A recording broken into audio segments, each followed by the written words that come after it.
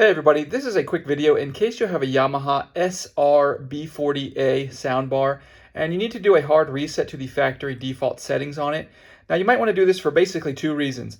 The first one is troubleshooting. If your soundbar is not connecting to Bluetooth or not pairing with your device, or if it's not syncing or connecting to Wi-Fi, or if it just keeps disconnecting, any kind of connectivity, or if it's not working right, issues can very often be fixed with a hard reset. Now you will need to set everything back up again because it will be wiped of its previous pairing history and everything like that, which is the second reason you might want to do this. If you're trying to set this soundbar up someplace new and you just want to get a fresh start, like you just took it out of the box, doing this will clear everything out and we can set it up as new. And it's very easy to do. All we need to do is we need to have power to it and we're going to have it turned off.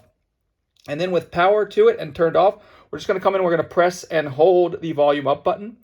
And then we're going to, after we've held that for a couple seconds, we can just come in and simultaneously, while we continue to hold the volume up button, we're going to come in and hit the power button.